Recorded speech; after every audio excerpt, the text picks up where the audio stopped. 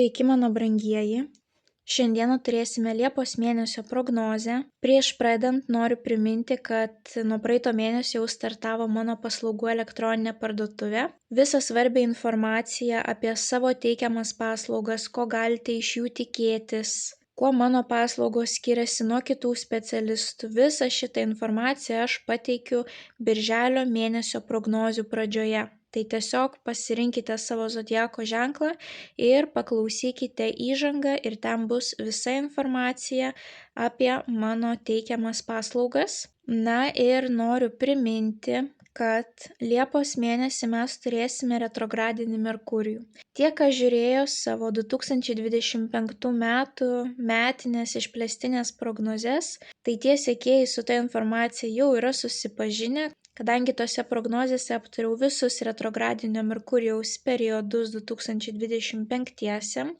Na ir dabar atėjo laikas antram retrogradiniam Merkurijui šiais metais. Tai oficialus laikotarpis nuo Liepos 18 iki rugpjūčio 11 dienos. Bet Merkurijus turi savo šešėlinį veikimo periodą. Dėl to rekomenduoju nieko naujo nepradėti nuo Liepos 4 iki rugpjūčio 25. Jokių būdų nuo Liepos 18 iki rugpjūčio 11. Bet jeigu jūs norite sėkmingų pradžių, jeigu jūs norite, kad projektai gyvuotų ilgesnį laiką, kad tai nebūtų trumpalaikiai kažkokie tais nepasisekę projektai, tai labai rekomenduoju išlaukti visą nuo Liepos 4 iki rugpjūčio 25 dienos periodą. Retrogradinis Merkurijus yra atsakingas už komunikaciją, už sutartis, susitarimus, pirkinius, operacijas. Jokių būdų nepirkite nieko brangaus, nekilnojamo turto, automobilių.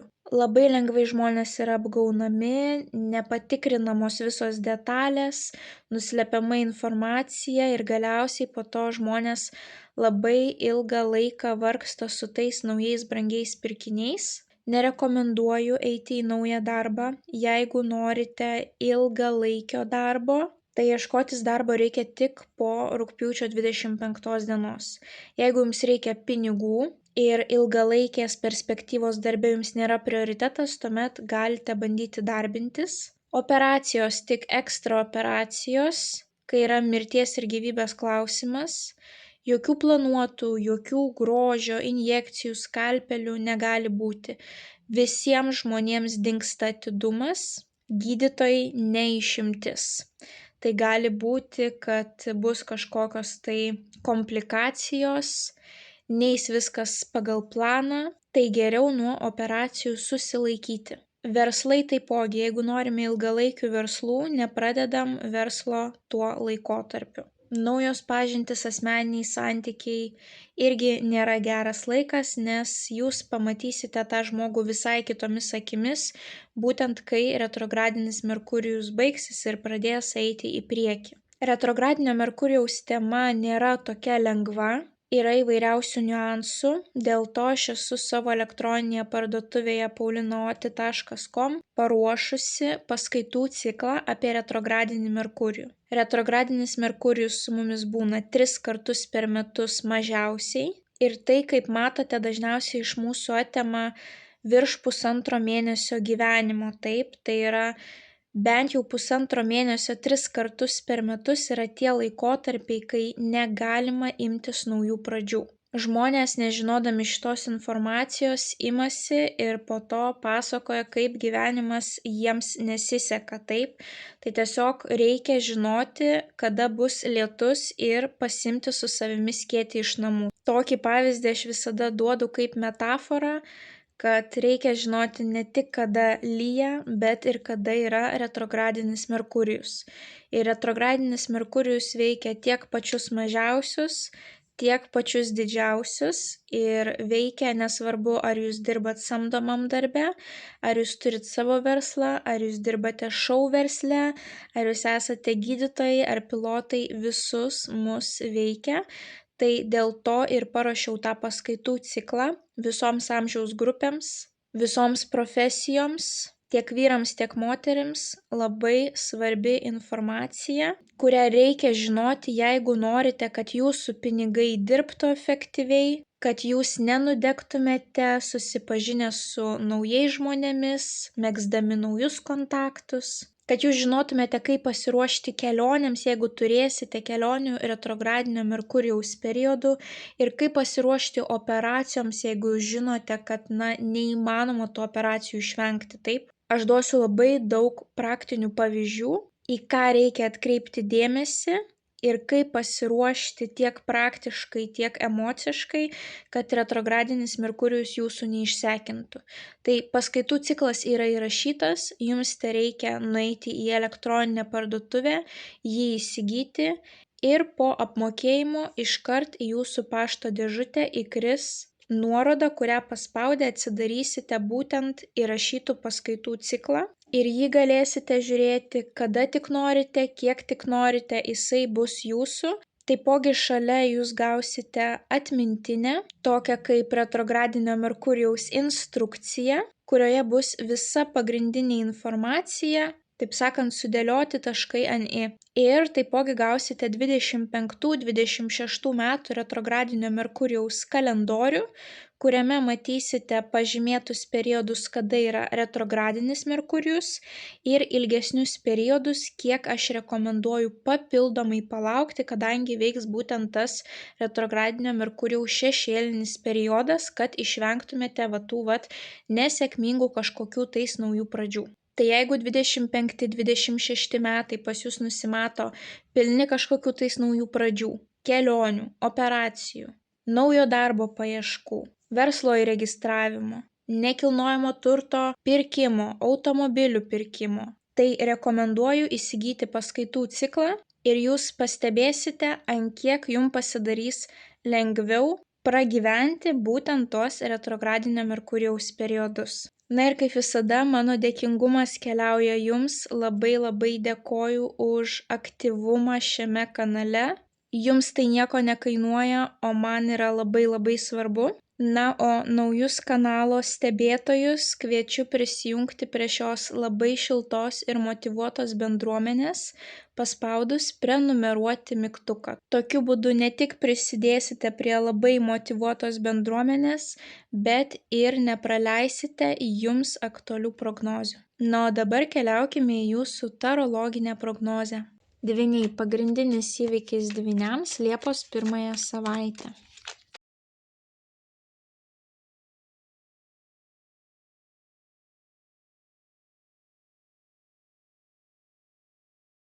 Viena mėnulio žinutė dvyniams apie jų Liepos mėnesį, bei viena žinutė dvyniams apie jų Liepos mėnesį. Dvyniai panašu, kad turėsite labai romantišką mėnesį arba mėnesį, kai galėsite daugiau laiko praleisti su jum artimais, mylimais žmonėmis ir tikrai mėgausitės tomis galimybėmis. Pirmąją savaitę jums iškrenta taurių 10, tai yra vidinė harmonija, džiaugsmas, labai kokybiškas laikas praleistas su šeima. Tai gali būti, kad kartu keliausite į kažkokią tais kelionę, taip, turėsite kažkokių tais bendrų veiklų. Taipogi, jeigu ne šeima, tai gali būti tiesiog du žmonės, kurie labai kokybiškai praleidžia laiką kartu, džiaugiasi, taip. Na, o jeigu neturite nei šeimos, nei mylimų žmonių, tai jūs patys su savimi turėsite tokią vidinę harmoniją, džiaugsmą, jums viskas seksis, taip.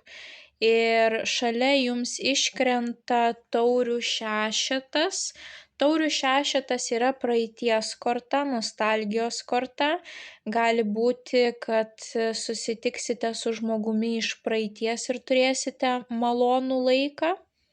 Galbūt jisai kažką pasakys, kas jūs pradžiugins. Tai taipogi gali būti ir dabartiniai santykiai, bet mes matome, kad vaikinukas labai nori pradžiuginti šią merginą, tai jeigu tai dabartiniai santykiai, tai būtent abi kortos rodo, kad kiekvienas iš jūsų norės atiduoti 100% savęs vienas kitam, nudžiuginti, parodyti tikrai malonų dėmesį. Na, tokia labai romantiška savaitė gali būti, taip. O kitiem tiesiog taurių 6 reprezentuos būtent praeitį. Taurių šešetas taipogi gali reprezentuoti dovanas, kad jūs gausite nuo savo šeimos dovanas, o gal jūs ruošite, pakuosite, dovanosite dovaną vienam iš savo šeimos narių ar draugų, taip. Na, o kitiem tai tiesiog bus korta reprezentuojanti praeitį. Ir taipogi jums iškrenta kardų šešetas, kuris rodo keliones, judėjimą į priekį, tai vat kažkas pirmąją savaitę turėsite atostogas ir turėsite malonų laiką su šeima, gali būti net, kad keliausite į vietą, kurioje buvote jau su savo šeima anksčiau, taip, būtent per retrogradinį Merkurijų. Mes dažnai grįžtame į vietas, kuriuose mes jau kažkada tais buvome. Taip, galbūt kiekvienais metais jūs su šeima važiuojate į tą pačią vietą pailsėti. Taip, taipogi kardų šešetas rodo išėjimą nuo toksiškumo, kad kažkas jūsų gyvenime buvo toksiška ir jūs tai paliekate.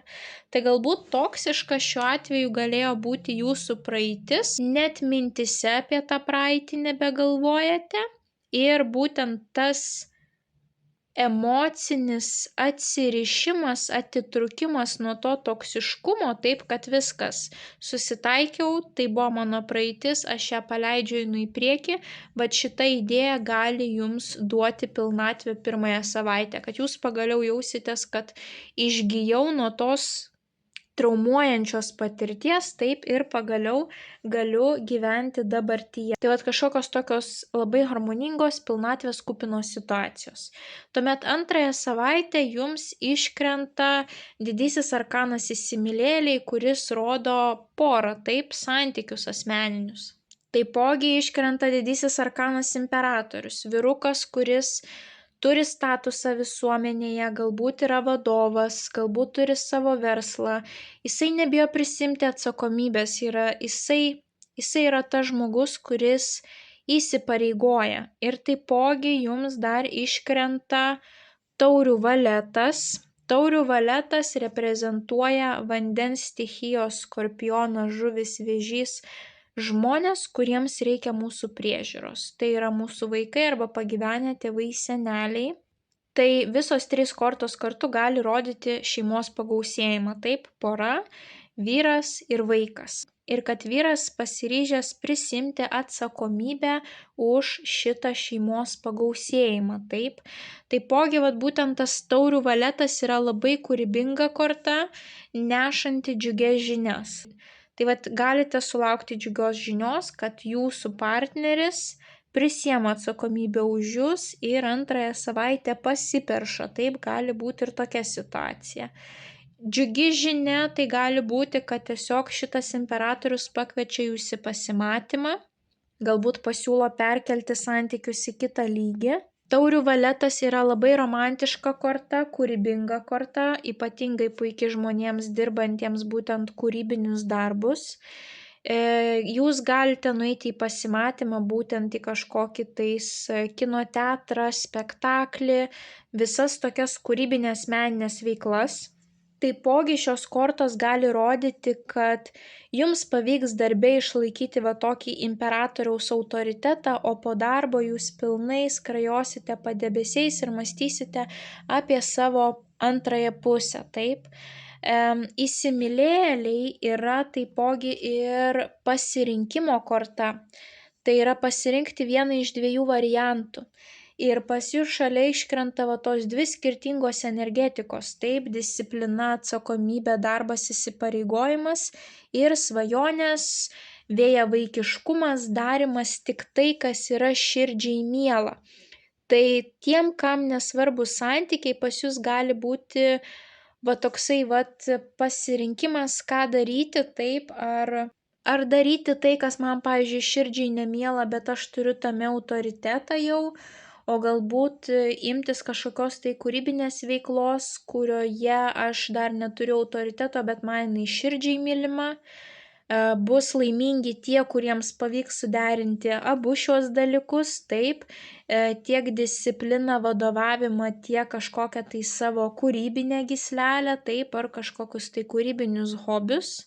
Įsimylėjėliai yra dvynių korta, o dvyniai pas mus būtent reprezentuoja ir pardavėjus, pirkimo pardavimo sutartis. Tai galbūt jūs kažką tais norėsite antrąją savaitę įsigyti, kas, privers jūs daugiau įsipareigoti, bet kas emociškai jūs labai džiugins.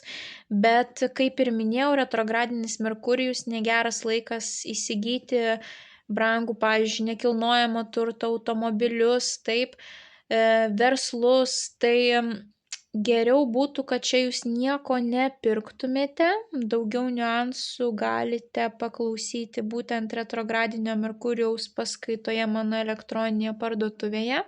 Tai greičiausiai čia bus kažkoksai tai pasirinkimas, kurį jūs turite atlikti, galbūt pasirinkimas dėl santykių, taip, arba tiesiog tai bus labai malonūs santykiai ir tai nebūtinai asmeniniai santykiai. Tas imperatorius, pavyzdžiui, gali būti jūsų darbdavys ir jūs pajausite antrąją savaitę, kad darbdavys į jūsų pusę nėra nusiteikęs priešiškai, kad jisai kaip tik su atvira širdimi ir galbūt netgi įvyks kažkoksai tai labai atviras, nuoširdus ir gilus pokalbis būtent su šitu imperatoriumi, taip. Bet vėlgi yra ryšiai, taip, tiem, kas nesate absoliučiai vieniši vilkai, kas turite tėvus, kas turite brolius, seseris, kas turite antrąją pusę, tai vat jum tiek pirmąją, tiek antrąją savaitę matomi ryšiai su kitais žmonėmis, taip, kurie privers jūs pajausti va tą pilnatvę. Trečiąją savaitę situacija mažai keičiasi, jūs vėlgi jaučiate pilnatvę, jums iškrenta taurių dvejetas, stipraus dviejų žmonių ryšio korta. Vėlgi stiprus patikimas ryšys, arba asmeniniai santykiai, arba darbiniai santykiai, visiškai nesvarbu, bet tas ryšys bus.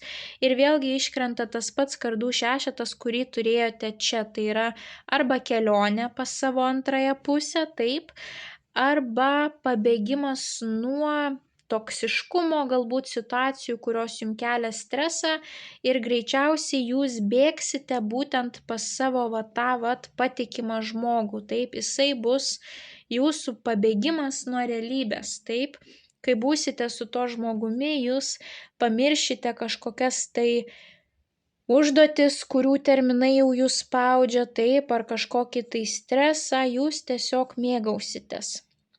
Arba jūs gyvenate tarp skirtingų miestų, lokacijų ir jūs vienas pas kitą bandysite keliauti. Na ir taipogi jums viduryje iškrenta monetų devynetas, puikios finansinės padėties korta, kai jūs jaučiatės finansiškai nepriklausomi, kai jūs emociškai jaučiatės stabiliai, pasitikinčiai savimi, pilnaverčiai, jūsų statusas yra aukštas visuomenėje, jūs galite save palepinti kažkaip tais, taip, leisti savo atsipalaiduoti, leisti savo kažkur tais pakeliauti ar kažką tais gražaus nusipirkti. Na va tokia pilnatvė, kad jūs esate ir vienas nepriklausomas taip žmogus ir finansiškai ir emociškai, bet va šitas žmogus jūs papildo ir greičiausiai jūs bėgate nuo toksiškumo, nuo kasdienių realijų būtent pas šį žmogų. O galbūt jūs kartu su šitu žmogumi turite kažkokį tai verslą, kažkokius tai finansinius santykius, tai vėlgi jūs visą tai džiugins. Ir galbūt tiesiog kardų šešetas nerodo pabėgimą nuo realybės, tai tiesiog rodo kelionę kartu su tuo žmogumi, nes jūsų finansinė padėtis bus pakankamai gera, kad jūs galėtumėt leisti savo pakeliauti trečiąją savaitę ir pakeliauti taip, kad nereikia taupyti kiekvieno cento toje kelionėje, taip, kad jeigu norisi ledų, jūs nusipirksite ledų ir negraušite savęs, kad jums po to bus sunku gyventi po atostogų, taip laukiant kito atlyginimo. Tai vat jūs galėsite atsipalaiduoti. Na ir paskutinioji savaitė jums iškrenta Saulė didysis arkanas, pats pozityviausias, kuris reiškia džiaugsmą, didesnį populiarumą, didesnį matomumą, gražią išvaizdą, vidinį šarmą, drąsą, aktyvumą. Tai yra taipogi ir mažų vaikų korta, jums vėlgi kartojasi scenarijus vaikas ir imperatorius. Čia tas pats imperatorius, kurį turėjome čia buvo vaiko korta, čia vaiko korta, taip. Gali būti vėlgi svarbus pokalbis, svarbi žinia susijusi su imperatoriumi ir vaiku, taip. Jūs galite kažką planuoti, mąstyti, kaip tas imperatorius prisims atsakomybę, galbūt jisai klaus, ko reikia vaikeliui, taip, ką aš turiu paruošti.